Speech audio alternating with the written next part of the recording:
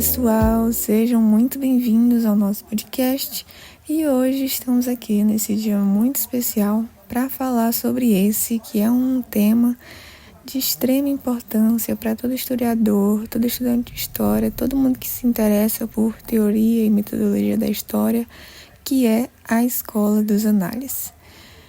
Meu nome é Ana Letícia. Meu nome é Maria. Me chamo Heriberto Filho. Nós somos estudantes do curso de História da Universidade Estadual Vale do Acaraú e vamos falar um pouco sobre a Escola dos Análises e alguns de seus principais autores, Lucien Febvre, Marc Bloch e Fernando Braudel. Esperamos que gostem e que achem esse conteúdo proveitoso. Eu já vou passar a palavra para Maria, que vai fazer uma introdução sobre os análises. Olá, pessoal. Bom dia, boa tarde ou boa noite, dependendo do momento em que você está ouvindo este podcast. Muito prazer, meu nome é Maria e sou acadêmica do curso de História da Universidade Estadual Vale do Acaraú.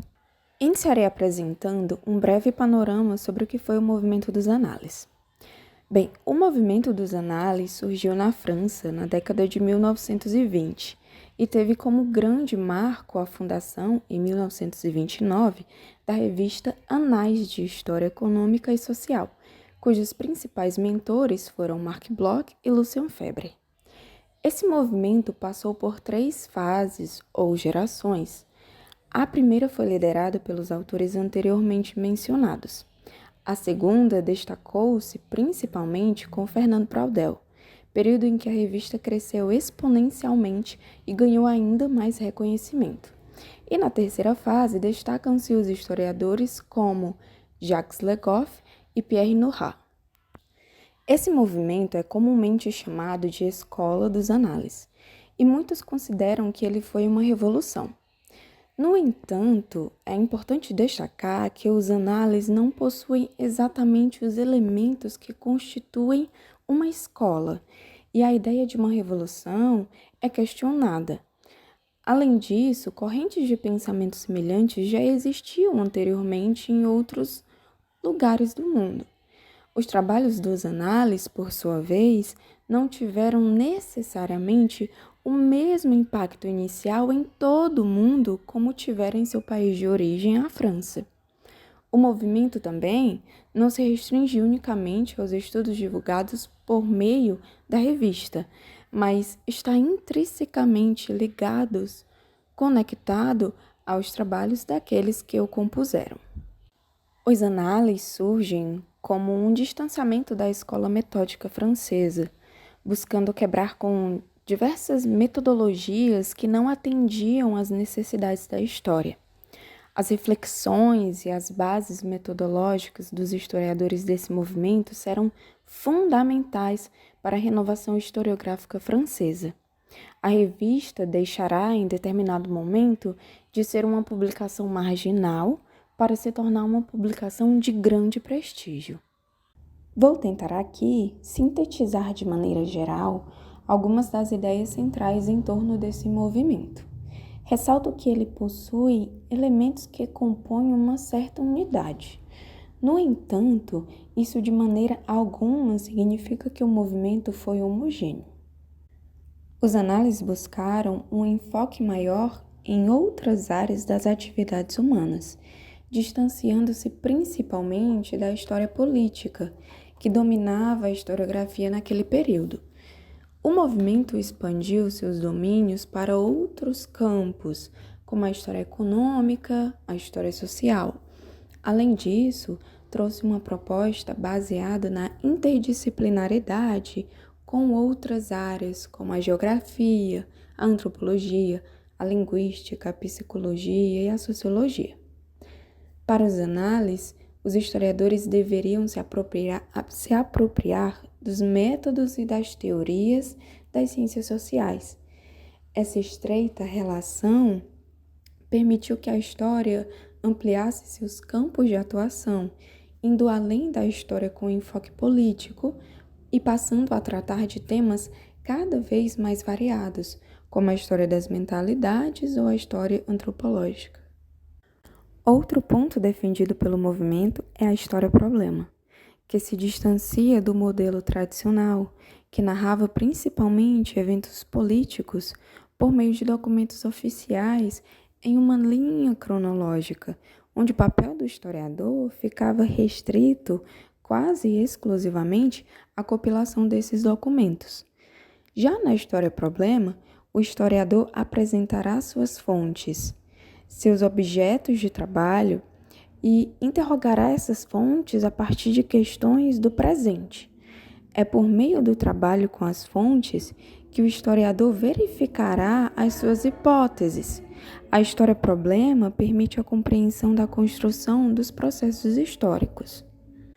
Ainda tratando sobre essas ideias propostas pelos análises, em Apologia à História, Bloch explicita mais uma das metodologias associadas ao movimento, o método regressivo ou retrospectivo.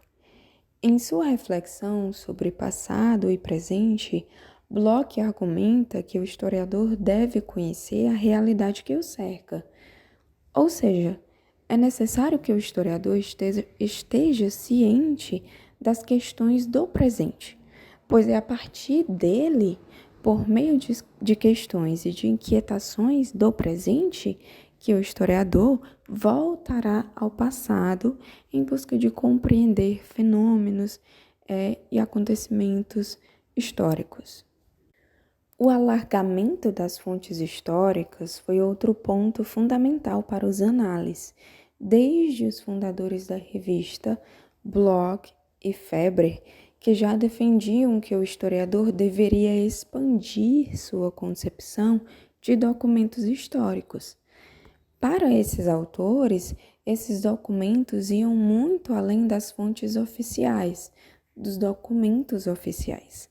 A história poderia ser reconstruída a partir de qualquer vestígio do passado, desde que fosse relevante para o trabalho do historiador. Eles enfatizavam o uso de fontes arqueológicas, iconográficas, etnográficas, artísticas, enfim, uma diversidade de fontes históricas que auxiliariam o historiador nesses estudos. O alargamento das fontes históricas é essencial para uma análise mais profunda e abrangente do passado. Incluir não apenas os documentos oficiais, mas também uma diversidade de vestígios e artefatos foi fundamental para a ampliação das possibilidades de pesquisa e para a compreensão de uma história plural. O historiador pode, assim, analisar não apenas a vida política, mas também a vida social e cultural de diversas sociedades. Além disso, esse alargamento contribuiu para a exploração de temas e de áreas que antes eram negligenciadas, proporcionando também uma melhor compreensão dos processos históricos. Com tudo isso em mente, é possível perceber que os análises trouxeram grandes contribuições e inovações profundas e grandes transformações para a historiografia. Essas contribuições, elas envolveram desde a ampliação do campo de estudo da história, a adoção de novas fontes históricas, como citei anteriormente, novas abordagens e problemáticas, além da incorporação de novos objetos de pesquisa. O movimento também desempenhou um papel significativo no desenvolvimento de conceitos e de ferramentas analíticas. A influência dos análises, ela ultrapassou as fronteiras da França e ao longo do tempo se expandiu, impactando também a historiografia ocidental como um todo. Ela foi assimilada em diferentes graus por historiadores em diferentes partes do mundo, incluindo o Brasil. E nesse sentido, não fica difícil de compreendermos o porquê estudar sobre o movimento dos análises e entender as ideias e reflexões desses pensadores é tão fundamental para a nossa formação como historiadores. Olá novamente, eu sou a Letícia, bom dia, boa tarde, boa noite. A Maria já introduziu muito bem o movimento das análises e agora eu tô aqui para falar sobre o Lucien Febvre, com base no texto do Guy Bourdet e do Arvan Martin, As Escolas Históricas, mais especificamente o capítulo A Escola das Análises. E também, posteriormente, vou falar sobre o texto do Febvre, do capítulo Viver a História, do livro Combates pela História. Para contar um pouco da história do Febvre, ele nasceu em 1878 e recebeu sua formação de historiador em Nancy e, posteriormente, em Paris, na École Normale Supérieure, acho que é assim que pronuncia, e depois na Sorbonne, numa época em que a escola metódica predominava, e nela, predominava o cuidado com a erudição, a atenção para a dimensão política e também o fascínio pelo acontecimento, Isso que os análises vieram para se opor. No entanto, o Lucien Febvre vai ter que seguir ainda esse pensamento vigente durante a formação dele. Ele vai ter que se dobrar a essas normas, Até que ele se une ao filósofo Henri Bert, que é um dos primeiros a ir contra essa escola metódica. Ele enxerga na história uma ciência que trata dos progressos da humanidade, e não dos acontecimentos, assim, das transformações. Ele vai criar, em 1900, a Revue des Synthèses Historiques, na qual vários autores das humanidades, autores importantíssimos, vão publicar, inclusive o Febvre e outros historiadores hostis ao que o texto chama de positivistas. Lembrando que existe um debate sobre esse termo entre escola positivista e escola metódica, e o mais aceito seria escola metódica. Nesse contexto, o Febvre vai defender a ideia de unidade entre as ciências humanas, certo? Isso é o que o texto traz como o início, digamos assim, do pensamento do Febvre, que vai flertar ali com o pensamento dos análises posteriormente, ali o pezinho no pensamento dos análises antes da revista dos análises ser fundada, Que aí, finalmente, ela vai ser fundada pelo Marc Bloch e pelo Febvre em 1929. A revista de nome Annales d'Histoire économique et sociale. Tô dando o meu melhor aqui para pronunciar os nomes em francês.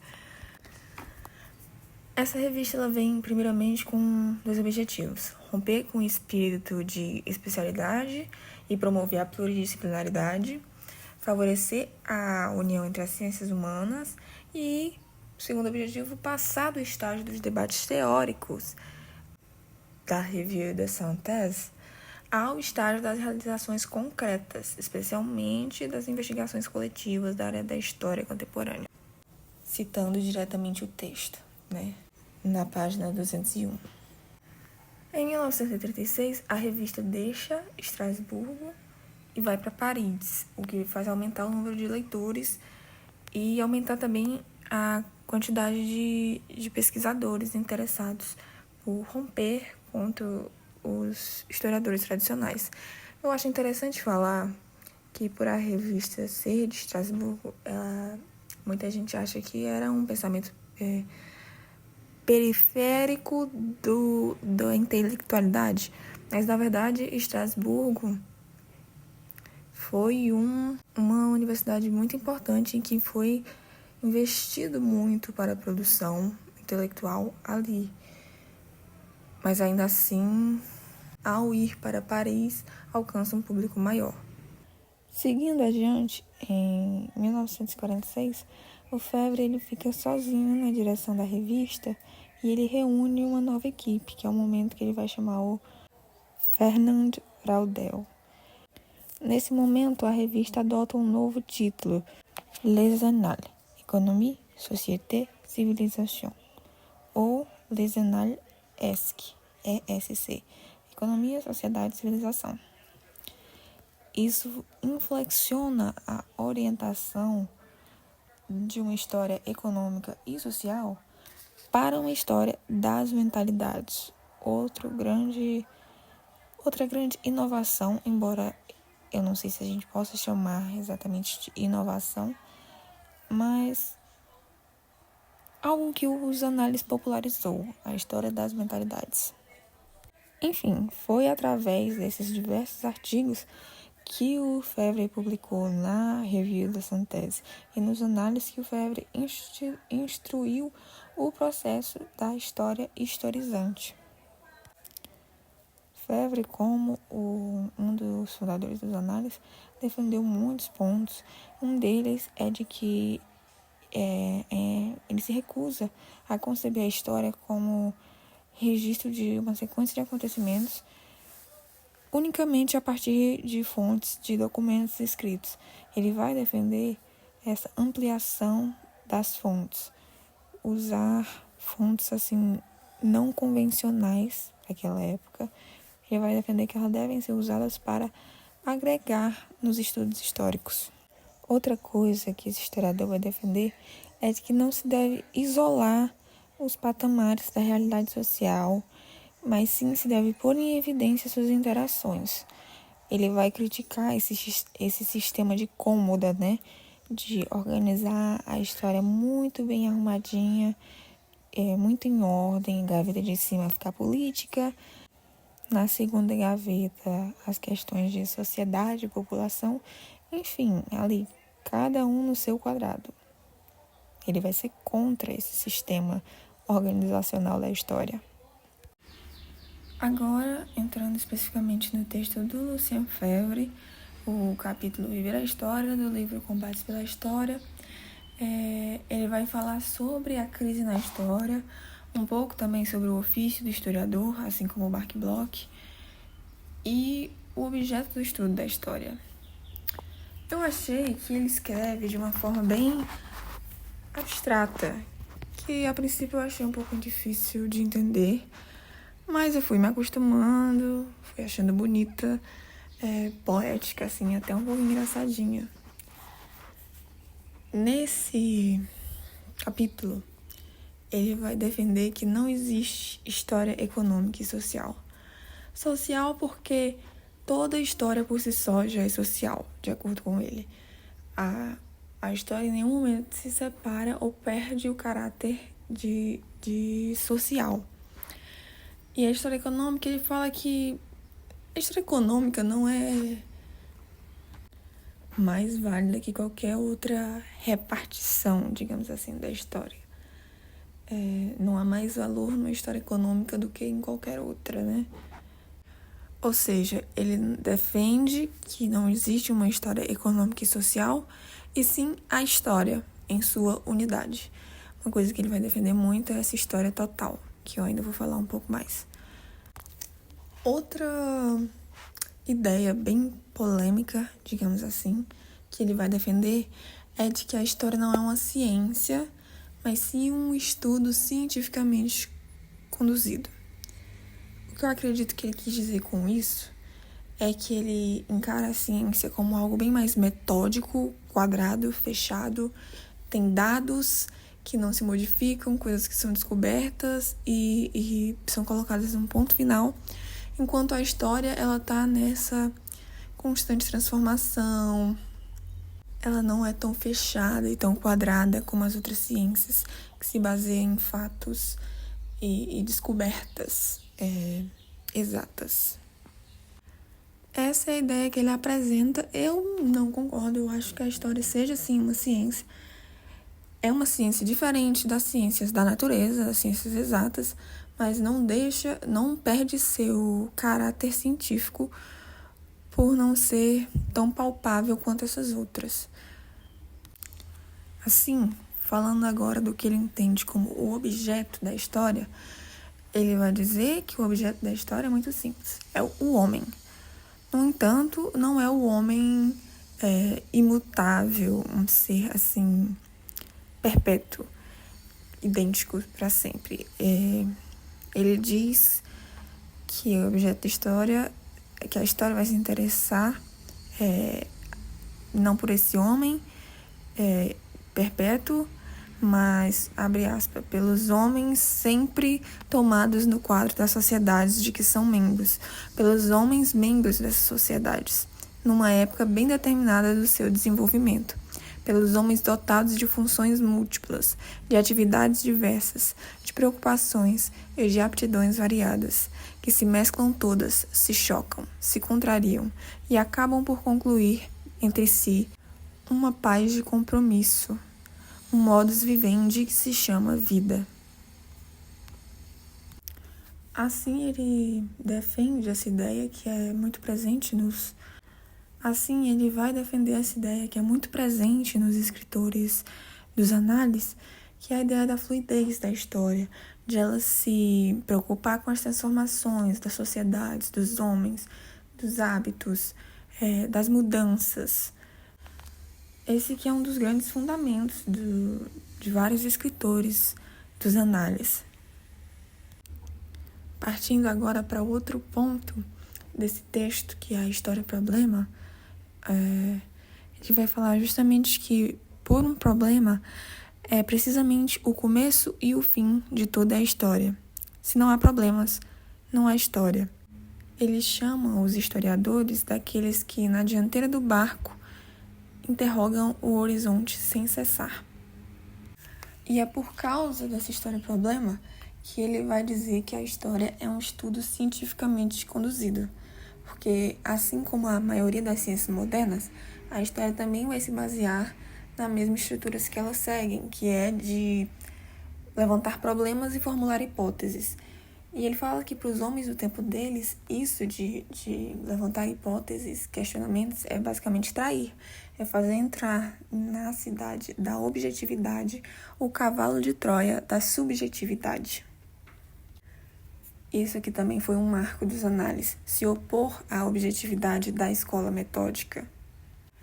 E aí, no que concerne a crise que tem abalado a história e os historiadores, ele vai dizer que o que vem para salvar essa crise é aceitar a conexão da história com as outras disciplinas das ciências humanas, que é outro tópico também que os análises defendem muito, a interdisciplinaridade.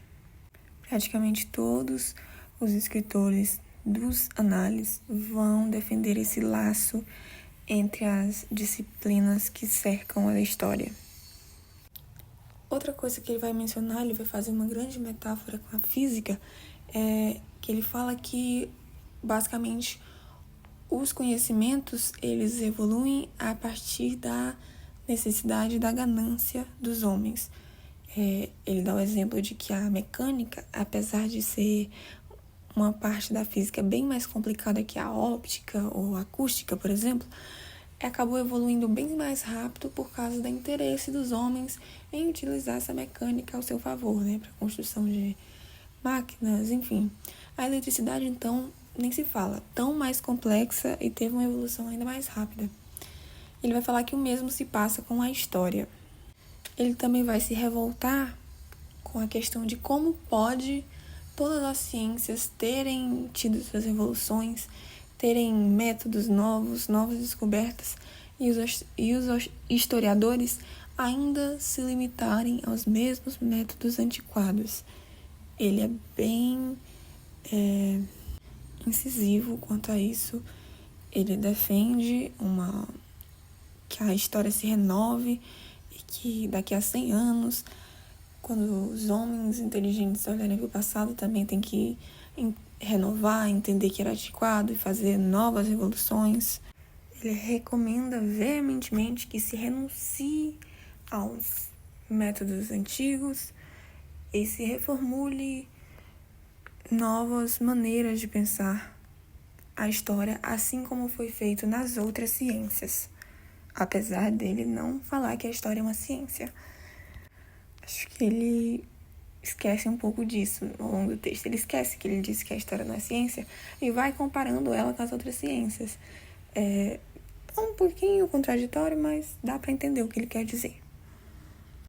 Ele faz questão de dizer que é preciso ter horror ao pequeno, ao mesquinho, ao pobre, ao antiquado, que é preciso saber pensar, que é isso que falta aos historiadores desde há meio século.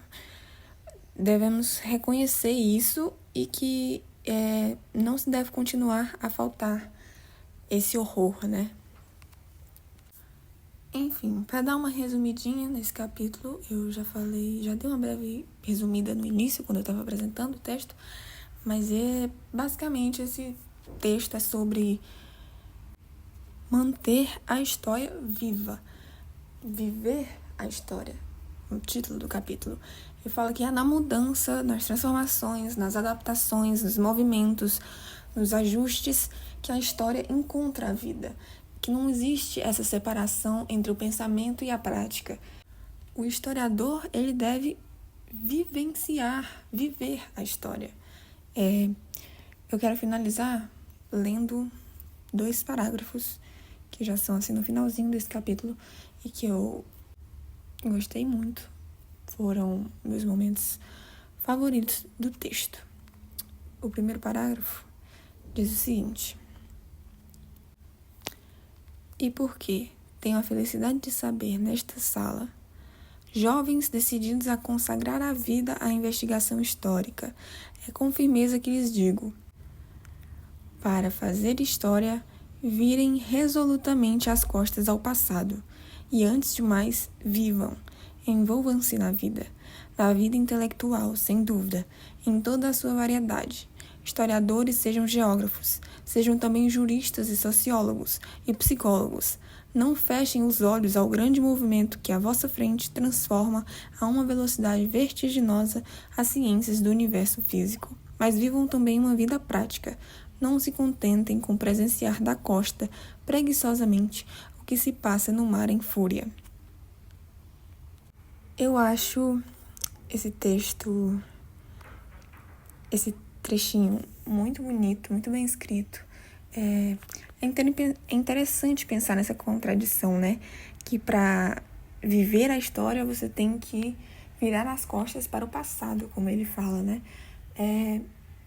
É contraditório pensar isso, porque a gente pensa na história justamente como o estudo sobre o passado. Aqui ele vai negar isso.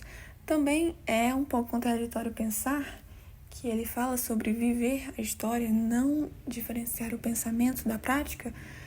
No entanto, se eu não me engano, no período da guerra, ele não foi lutar, né? Ele ficou quietinho no cantinho dele, preferindo escrever ao invés de viver a história. Mas é isso aí, também não vamos julgar, né? Errado assim, errado ele não tá. Enfim, partindo pro próximo parágrafo, que eu também gostei muito, diz o seguinte, abre aspas: é tudo? Não. Não é mesmo nada se vocês continuarem a separar a ação do pensamento, a vida do historiador da vida do homem. Entre a ação e o pensamento não há separação, não há barreira. É preciso que a história deixe de vos parecer como uma necrópole adormecida, onde só passam sombras despojadas de substância. É preciso que, no velho palácio silencioso onde ela dorme, vocês penetrem, animados de luta, todos cobertos da poeira do combate, do sangue coagulado do monstro vencido, e que, abrindo as janelas de par em par, avivando as luzes e restabelecendo o barulho, despertem com a vossa própria vida, com a vossa vida quente e jovem, a vida gelada da princesa adormecida. Também muito bonito, muito poético. Também contraditório, levando em conta a trajetória dele. Mas ele tá falando aqui de uma forma metafórica, né? Dizendo assim, não tava falando de fato pra vocês irem na guerra lutar com o monstro. Até porque ele não foi. Mas, ainda assim, é muito bonito. E esse texto é muito bonito no geral. Eu achei ele muito proveitoso. Fica a recomendação fortíssima. Um texto que todo estudante de história, todo historiador deveria ler. E é isso. Espero que tenham gostado dessa minha análise, que não tenha ficado muito confusa, que tenha dado para entender o que eu quis dizer. E agora vou passar a palavra para minha amiga Maria Aparecida, que vai falar sobre o Mark Bloch. Bem, agora me proponho aqui apresentar algumas das ideias, das reflexões e das propostas de Marc Bloch. Me utilizo principalmente de sua obra Apologia à História ou Ofício de Historiador. Marc Bloch é um dos nomes mais importantes dentro da área de teoria da história. Ele é um dos fundadores da Revista dos Análises, ao lado de Lucian Febrer, como nós vimos anteriormente. E as suas teorias, reflexões, ideias acerca do método historiográfico, acerca da história, foram fundamentais para a renovação da historiografia francesa e não se limitaram apenas à França. Elas extrapolaram as fronteiras e influenciaram novas reflexões acerca do método historiográfico no mundo todo. Vou trazer uma breve contextualização, pois eu acho que seja importante. Bloch e Febrer, eles se conhecem durante a estadia de Bloch como professor na Universidade de Estrasburgo. É nesse grande polo cultural e intelectual que Bloch vai entrar em contato com outros grandes pensadores dentro da área de ciências humanas, historiadores, por exemplo, como Febrer, e grandes psicossociólogos que vão influenciar posteriormente os seus trabalhos. E ainda nesse período em que Bloch e Febrer vão fundar a Revista dos Análises. É através do seu trabalho na revista que Bloch passa a receber ainda mais reconhecimento. Entretanto, a sua carreira, que já era brilhante, foi interrompida muito precocemente. Quando a Segunda Guerra Mundial eclode, Bloch decide se alistar para servir ao exército da mesma forma que ele fez durante a Primeira Guerra Mundial. Após a derrota da França, Bloch retorna às suas atividades acadêmicas, entretanto elas vão ser muito conturbadas. Em 1943, Bloch entra para a resistência francesa de Lyon. Em 1944, Bloch é preso. Em 1944, Bloch será preso. E anteriormente ao dia da liberação, ele será torturado e fuzilado no dia 16 de junho de 1944. Mesmo durante o período conturbado da Segunda Guerra Mundial e mesmo após a sua prisão, Bloch vai continuar produzindo. É durante esse período que vai nascer um dos trabalhos mais emblemáticos de Marc Bloch, o Apologia à História ou Ofício de Historiador. Um manuscrito inacabado que será editado por Lucian Febrer e será publicado como uma obra póstuma. No Apologia à História, Marc Bloch traz uma reflexão acerca do método historiográfico, dos objetos e da documentação histórica. É nesse manuscrito que Bloch irá sintetizar as bases teóricas e metodológicas da primeira geração dos análises. Aqui eu trarei algumas reflexões de Bloch que estão contidas no primeiro capítulo do livro, A História, os Homens e o Tempo. Este capítulo está dividido em alguns tópicos. O primeiro deles, a escolha do historiador. O segundo, a história e os homens. O terceiro, o tempo histórico. O quarto, o ídolo das origens. E o quinto, passado e presente. No início do texto, Bloch já traz uma afirmação importantíssima. A história é mutável, ela não permanece a mesma. Ao discorrer um pouco sobre a busca pela definição do que é história, Bloch vai trazer essa afirmação, que mesmo que história permaneça pacificamente fiel ao seu glorioso nome helênico, a nossa história, ela não é a mesma que era escrita por Hecatel de Mileto. Ela é uma história mutável. Ela vai sofrer mudanças ao longo do tempo. Ela não permanece igual. Uma reflexão valorosa ao historiador. É necessário compreendermos, como historiadores, que os métodos, a forma de se fazer história, foram se alterando ao longo do tempo, ao longo dos séculos. É também importante compreendermos que os contextos são plurais, são múltiplos dentro da história. E ao longo do tempo, esses contextos históricos também estão em constante mudança, muito de acordo com as mudanças da própria sociedade. Bloch irá refletir ainda neste primeiro tópico sobre o que ele chama de a escolha do historiador. O historiador, nesse caso, para Bloch, seria como um jurado que necessita fazer escolhas. Em face a essa imensa e confusa, complexa realidade, o historiador é necessariamente levado a fazer recortes, fazer definições de onde e em que ponto ele aplicará as suas ferramentas, os seus métodos. Esta é, como sabemos, uma das primeiras fases dentro da pesquisa histórica, esse recorte temporal e espacial para que a gente possa aplicar nossos métodos, para que a gente possa buscar nossas fontes. E para Bloch, isso é uma escolha de historiador. E não é difícil compreendermos por que uma escolha do historiador. O historiador ele é levado a fazer esses recortes por meio das questões que ele traz para a sua pesquisa. Então, acaba sendo, no final, a escolha do historiador. É ainda nesse texto, ao discutir o objeto de estudo da história, que Bloch vai nos dar um dos conceitos mais utilizados pelos historiadores. A história é a ciência dos homens no tempo.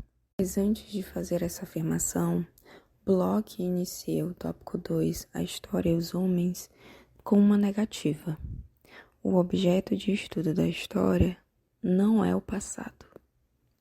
Para Bloch é inconcebível que o passado, tal como ele é, seja um objeto de ciência, porque o próprio passado guarda histórias que não interessam a história do historiador. E ele diz, abre aspas, a própria ideia de que o passado, enquanto tal, possa ser objeto de ciência é absurda. Como sem uma decantação prévia poderíamos fazer de fenômenos que não têm outra característica comum, a não ser não terem sido contemporâneos, matéria de um conhecimento racional. Logo, para Bloch, como podemos observar, a ideia do passado como objeto de ciência é absurda. Bloch ainda critica a visão tradicionalista acerca do termo história como toda mudança no tempo.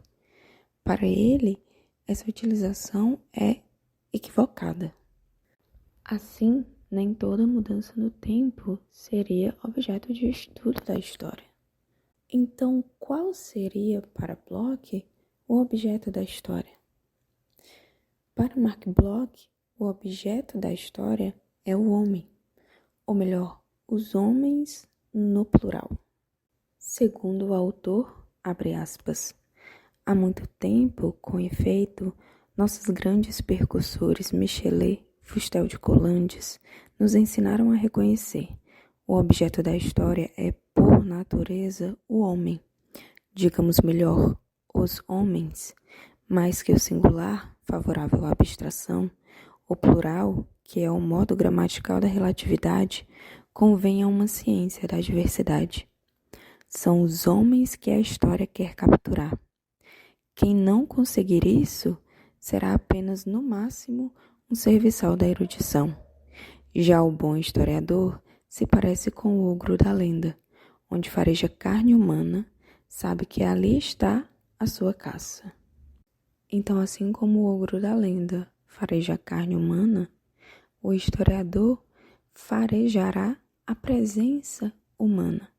E é ali que ele encontra o objeto da história. Logo, onde há a presença humana, há a intervenção da história. E pelo homem ser o seu objeto de estudo, a história é ciência ou arte? Para Marc Bloch, abre aspas, não há menos beleza numa equação exata do que numa frase correta. Os fatos humanos são, por essência, fenômenos muito delicados, entre os quais muitos escapam à medida matemática. Assim compreendemos que não há demérito em uma história-arte, em uma história que vá além do rigor científico. Obviamente, sem em nenhum momento abandonar o rigor de seus métodos. Mas a história, além de uma ciência de rigor científico, é uma ciência que estuda fenômenos e fatos humanos, que por essência são delicados, mas cabe à história e aos historiadores compreender, interpretar e traduzir o passado. E assim, abre aspas, para bem traduzi-los, portanto, para bem penetrá-los, uma grande finesse de linguagem são necessárias. Mas para Bloch, a definição de ciência dos homens ainda é vaga demais. Para o autor, é preciso acrescentar dos homens no tempo.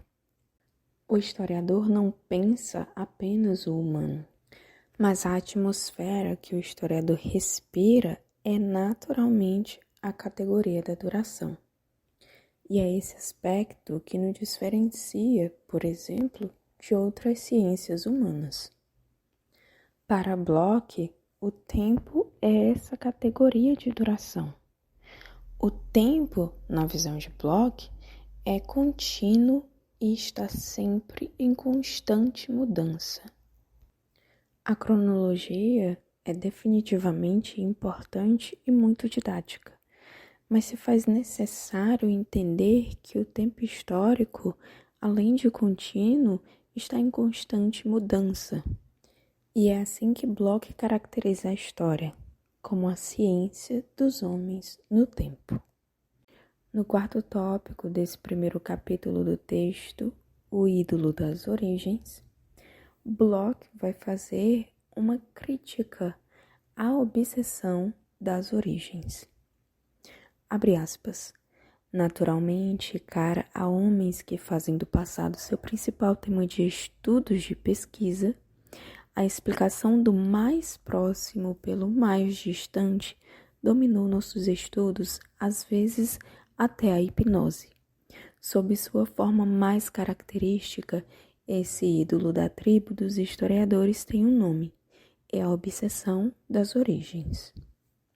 Bloch deixa aqui explícita a sua crítica aos historiadores que viviam na obsessão de buscar sempre a origem como forma de explicar ou de condenar o presente.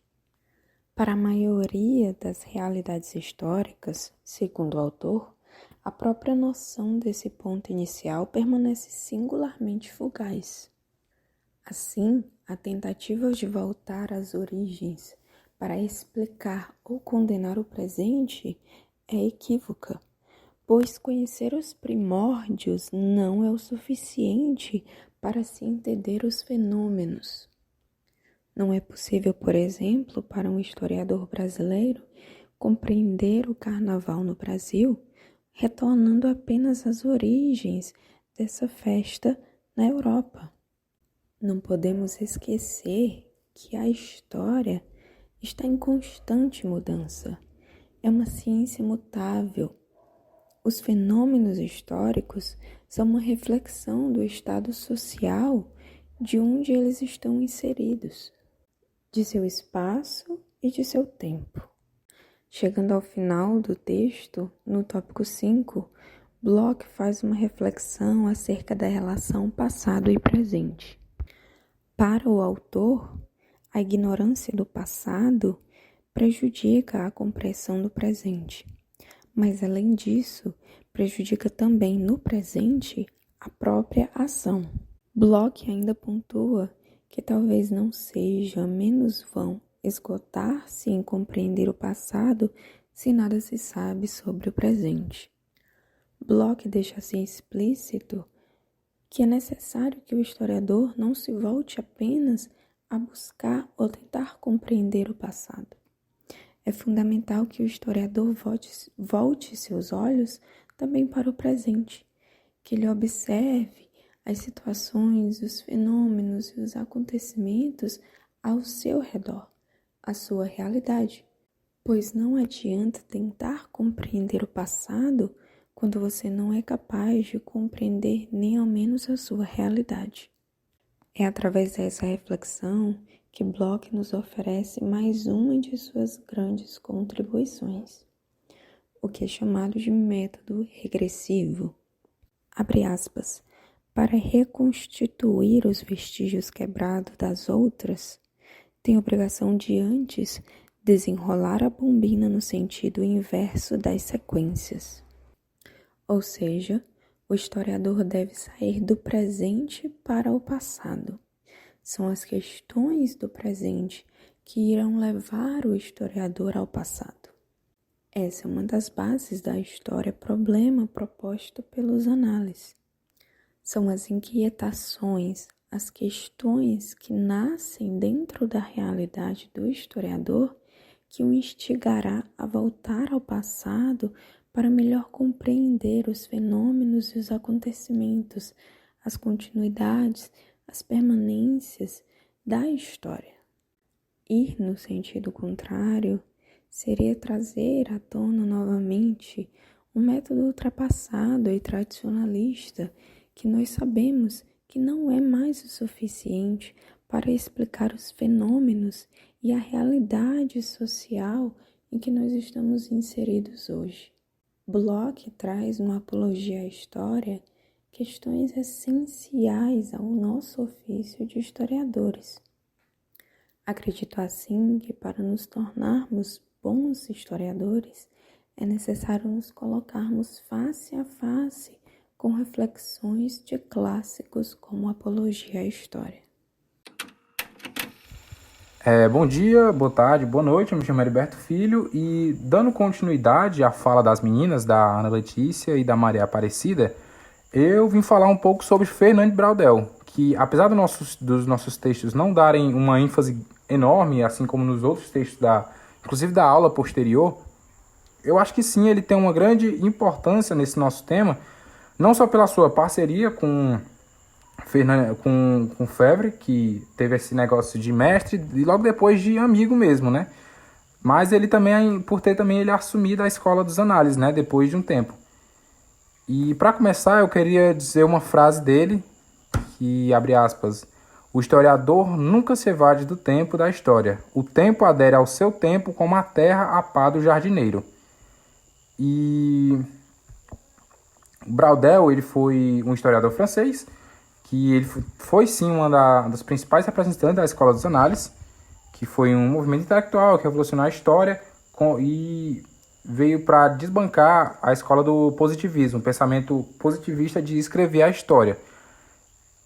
Braudel ele é especialmente conhecido por suas ideias inovadoras sobre o tempo histórico e a sua abordagem da história como um processo multifacetado e interconectado.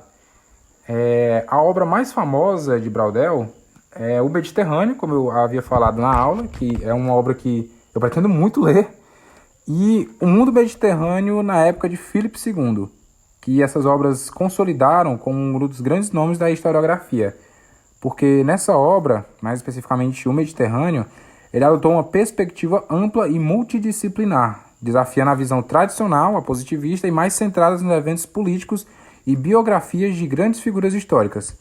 Ele dividiu o tempo em 3 camadas, que no texto que a gente leu é chamado de períodos. Período 1, período 2, ou seria primeiro período. Enfim, você vai pesquisando, você vai achando várias formas de pronunciar isso, mas uma pesquisa que eu fiz, que foi a que mais me chamou a atenção.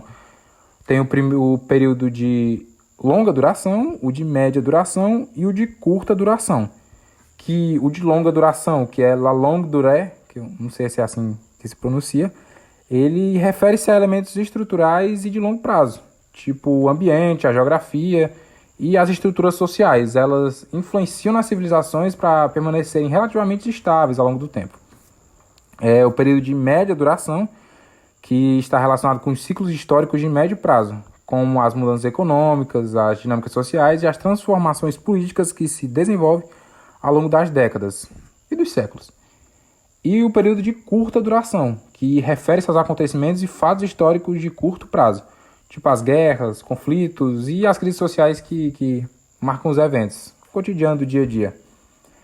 E apesar de na obra O Mediterrâneo ele tem esse grande auge dele, mas além do Mediterrâneo, ele também escreveu outras obras bem significativas para a historiografia e para a Escola dos Análises, como a História e as Ciências Sociais, de 1969, que é onde reflete a historiografia e a importância de se adotar uma abordagem multidisciplinar para compreender a história. E a Civilização Material, Economia e Capitalismo, de 1979, que é onde explora a história econômica como uma abordagem que abarca a longa duração. Ele dá essa ênfase na longa duração, mas eu também vou falar um pouquinho mais posteriormente. Dando um breve resumo, voltando aqui para as escolas de análise, ela surgiu nos anos 20, como minhas colegas já devem ter explicado, e o seu nome vem da revista Análise, Histoire Economique et Sociale, que foi fundada em 29, né? Que, enfim, a escola ela rompeu com a historiografia tradicional, a história positivista, mas disso eu já falei aqui. Voltando aqui para o Braudel, que era um dos principais membros dessa escola, ele contribuiu de forma significativa para o desenvolvimento da nova historiografia, como um exemplo do livro Mediterrâneo, pois sua abordagem ela era influenciada pela geografia, pela sociologia e pela economia, pois ela enfatizava a história, que a história não é feita apenas dos grandes nomes e feitos, mas também por forças estruturais mais amplas. Ele amplia esse olhar do historiador, ele não foca apenas no herói da história, no evento específico, ele amplia essa visão não só com os três tempos, né, mas também a sua historiografia dá essa ideia muito bem. E essa nova visão do tempo histórico ela foi chamada de longa duração, pois ela desafiava a concepção tradicional de que a história estava restrita ao tempo dos indivíduos ou dos eventos pontuais. E a Escola dos Análises, especialmente Braudel, elas ajudaram a expandir o campo da história, incluindo as novas perspectivas sobre a economia, a sociologia, a geografia e, principalmente, ao meu ver, a antropologia. Isso permitiu um estudo holístico e profundo dos fenômenos históricos, obviamente, influenciando as gerações posteriores de historiadores a adotarem essa abordagem mais integrada e menos voltada para os eventos específicos, eventos imediatos. E como legado e influência de Braudel, a influência de Braudel ela tanto na França quanto internacionalmente. A sua ênfase em uma história mais longa e um olhar multidisciplinar mudou a forma como a história é estudada e praticada até hoje. Então ele inspirou historiadores sim a explorar as suas áreas de economia, história social, ambiental, promovendo a ideia de que a história é um processo dinâmico com várias camadas e dimensões, como de Shrek são cebolas. Além disso, o trabalho de Braudel impactou diversas áreas do conhecimento, desde as ciências sociais, a geografia, como eu já havia citado, e a teoria de ciências humanas. O seu enfoque, como eu já havia dito, na longa duração, continua a ser um marco para os estudos históricos, desafiando as abordagens que se concentram exclusivamente em eventos imediatos ou individuais. O Braudel ele teve um papel importantíssimo no desenvolvimento da história global, ao destacar essa interconexão das diferentes regiões do mundo e ao demonstrar que os fenômenos históricos não devem ser analisados de forma isolada. Como já havia dito, essa visão mais ampla que ele dá, em uma complexa rede de relações e influências. E esse aspecto de sua obra ele é particularmente relevante no contexto de globalização atual também, né? E para encerrar, além da minha última fala, eu gostaria de dizer outra frase de Braudel, que, abre aspas, o universo aristotélico não foi praticamente contestado até Galileu, Descartes e Newton. Desvanece-se, então, perante um universo profundamente geometrizado que, por sua vez, seria derrubado muito mais tarde com a Revolução Einsteiniana. Espero ter falado certo. E frase de Fernando Braudel. Dando um resumo, Braudel foi uma figura central na Escola dos Análises e suas obras-primas, principalmente O Mediterrâneo, né, foram fundamentais para a evolução da historiografia moderna. Ele ajudou a expandir os horizontes da história, incorporando novas abordagens e métodos que continuam a influenciar a disciplina. E vai continuar influenciando. Assim espero. E obrigado pela atenção. Bom dia, boa tarde e boa noite. Outra vez.